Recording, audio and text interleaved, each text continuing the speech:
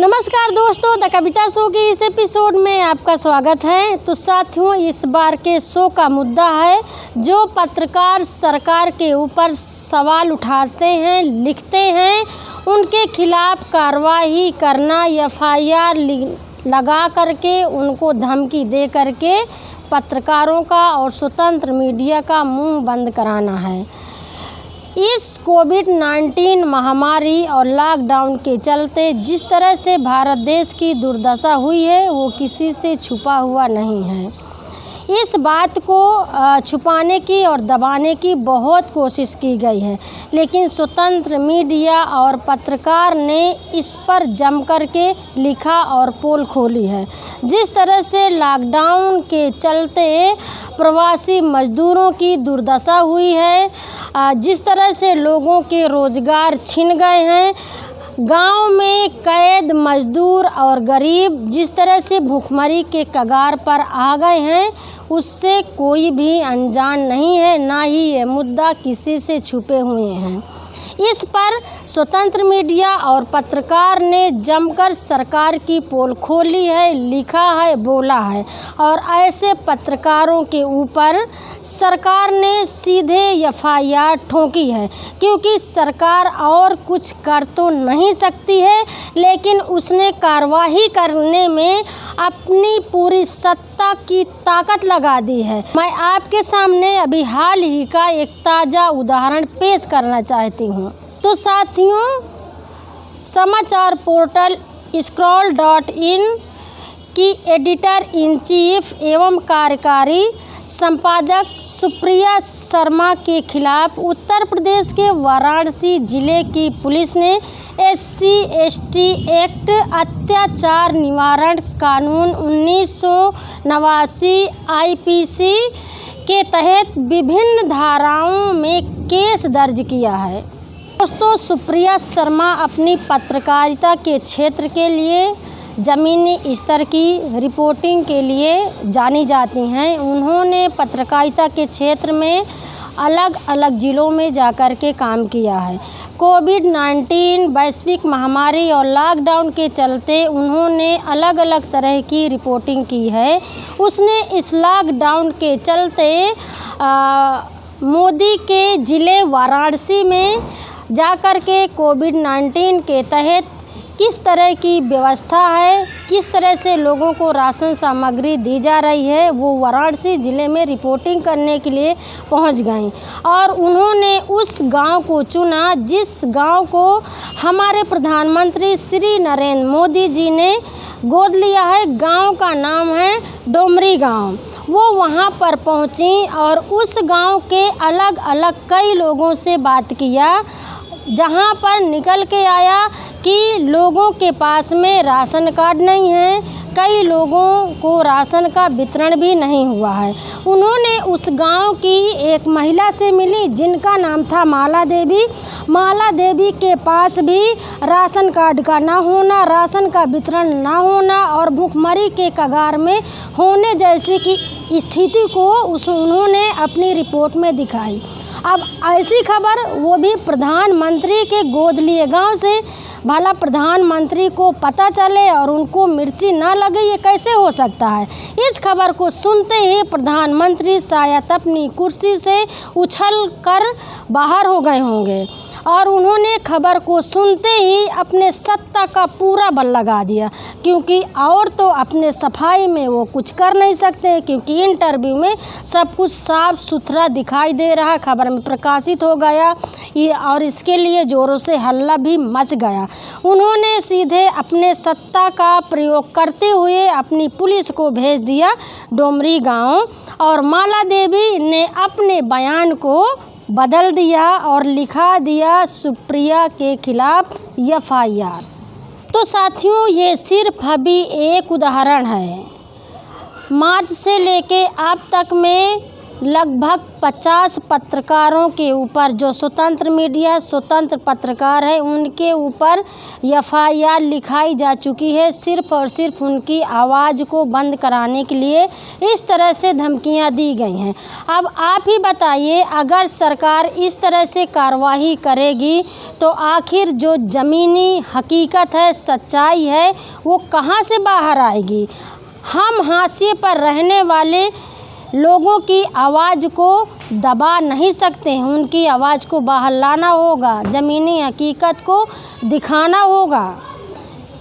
अगर सरकार इस तरह से पत्रकारों के खिलाफ़ कार्रवाई करती है तो आपको और हमको मिलकर के आवाज़ उठाना होगा, लिखना होगा, बोलना होगा, इसके लिए चर्चा का मुद्दा और विषय बनाना होगा।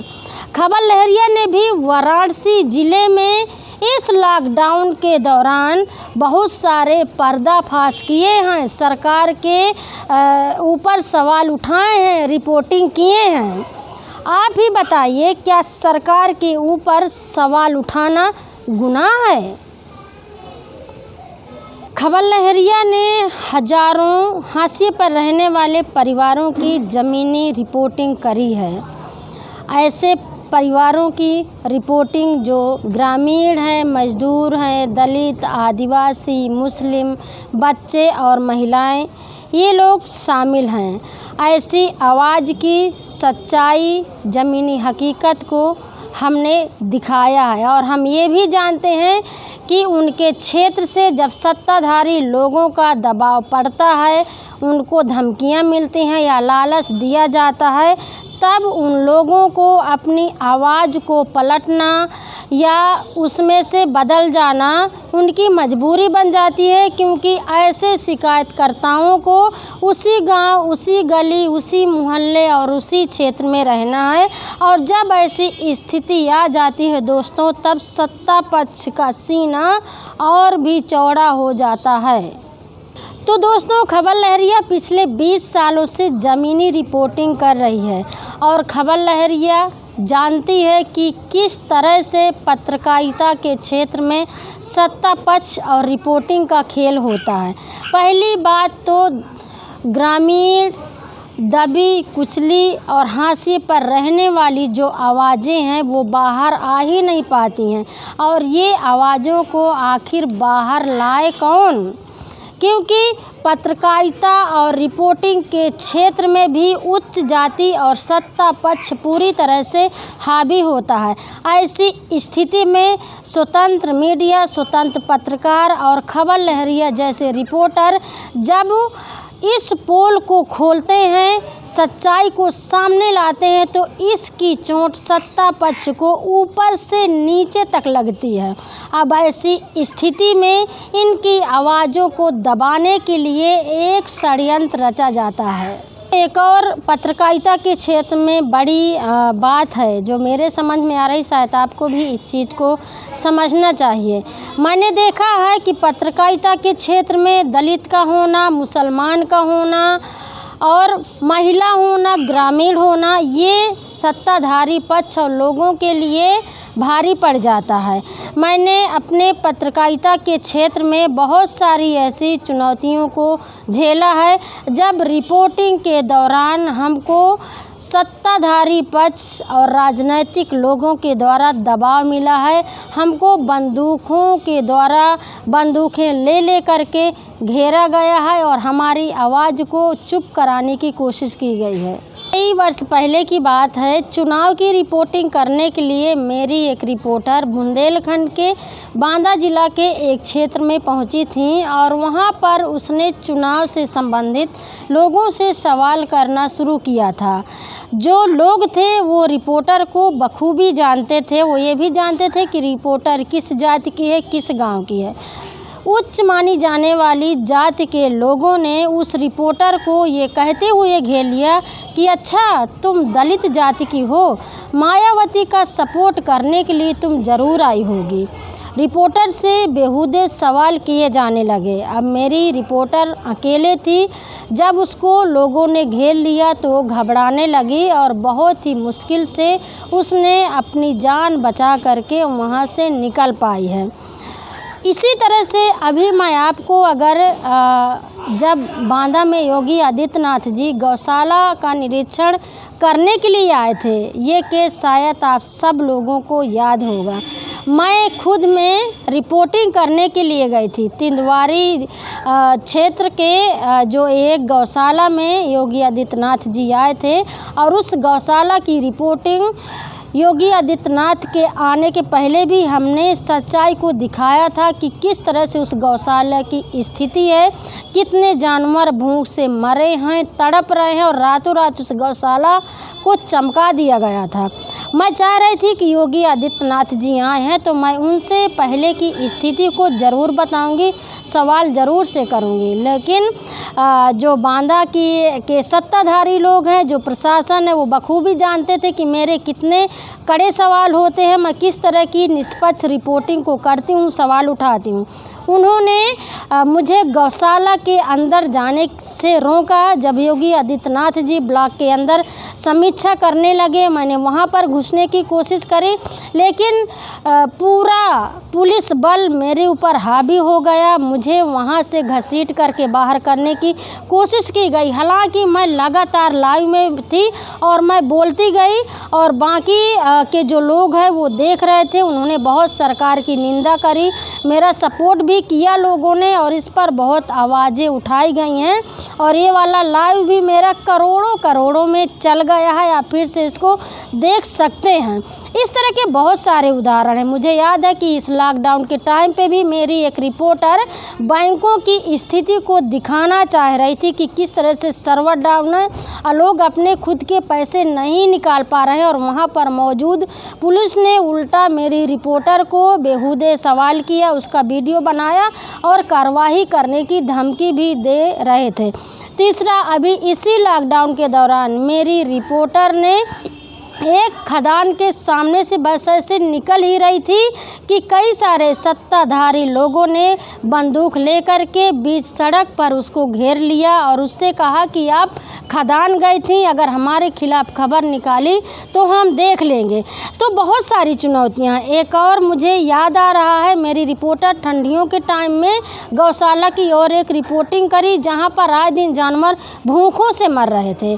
जब जो गौरक्षक हैं, जो गौशाला की देखभाल करती, उनको जब रिपोर्टर के बारे में पता चला कि यहाँ पर आकर के फ़ोटो खींची, वीडियो बनाई और पीटूसी करी, तो सत्ताधारी लोगों ने 4 पहिया गाड़ी में बाकायदा बंदूक लेकर के मेरी रिपोर्टर के घर पहुँच गए और वहाँ पर उसको धमकियाँ दी।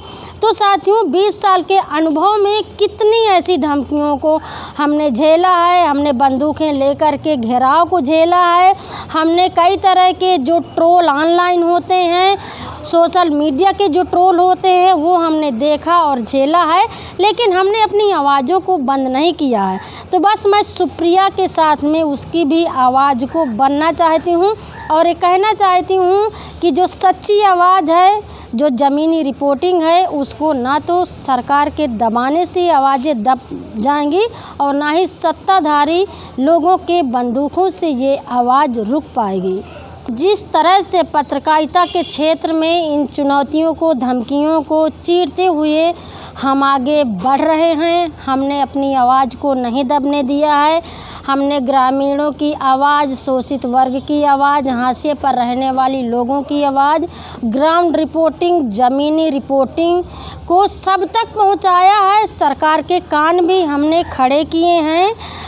मैं चाहती हूं कि जो स्वतंत्र मीडिया, जो स्वतंत्र पत्रकार हैं, और आप सबको अपनी आवाज़ को नीचे नहीं होने देना है, दबाना नहीं है, चुनौतियों का सामना करना है, चुनौतियों को चीर करके और अपने हौसले को बुलंद करना है।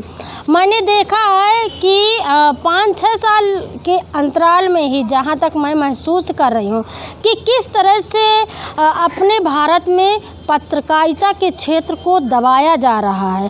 FIR करके, गोली मार करके, ट्रक के नीचे पत्रकारों को कुचल करके, उनके घर में धावा बोल करके, बेगुनाह होने के बावजूद भी उनके खिलाफ़ FIR लिखा करके, इस तरह से घटिया पत्रकारिता हमारे भारत की हो गई है और सरकार का इसमें पूरी तरह से हाथ है।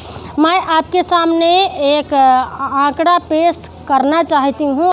एक अंतर्राष्ट्रीय सर्वे के आंकड़े बताते हैं कि पत्रकारिता के क्षेत्र में, मतलब प्रेस को कितनी आज़ादी है। उस 180 रैंक में भारत 140वें नंबर पर है, जबकि ये सबसे गिरा हुआ आंकड़ा है। जबकि हमारा देश एक लोकतांत्रिक देश है और यहाँ पर प्रेस की आज़ादी को इस हद तक गिरा दिया गया है। इससे घटिया बात और क्या हो सकती है। मैं तो फिर से यही बात को दोहराती हूँ कि जिस तरह से मीडिया की आवाज़ को दबाया जा रहा है, कुचला जा रहा है, रोका जा रहा है, इसमें आपको और हमको दबना नहीं है। हमको कंधे में कंधा मिला करके लड़ाई को लड़ना होगा, आगे आना होगा, चर्चा करना होगा सरकार के खिलाफ़, और जिस तरह का षड्यंत्र रचा जा रहा है इसके खिलाफ़ बोलना होगा दोस्तों। और अगर हम नहीं बोलेंगे तो गरीबों की आवाज़ उठाने वाला, सच्चाई को बाहर लाने वाला इस देश में और कोई नहीं है। तो दोस्तों, ये वाला शो और इस एपिसोड की चर्चा आपको कैसे लगी, आप ज़रूर से कमेंट बॉक्स में मुझे अपने सवाल लिख करके या सुझाव लिख करके आप बताइए। आप भी मेरे चर्चा में शामिल होइए। सुप्रिया जैसे के केस अगर और किसी के साथ में हुए हैं तो आप मेरे साथ में ज़रूर से बांटिए, मुझे लिख करके भेजिए। मैं ज़रूर से आपकी आवाज़ को बनूंगी।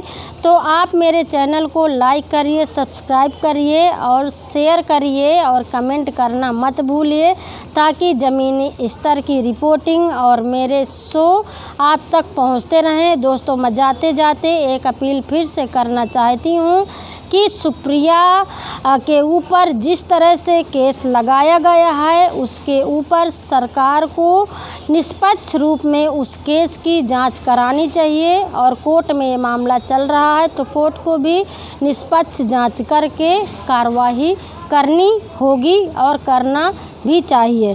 मैं फिर से ये बोलना चाहती हूँ कि अभी भी कोरोना महामारी का कहर जारी है। आप जब भी बाहर जाते हैं तो मास्क ज़रूर से लगाएं।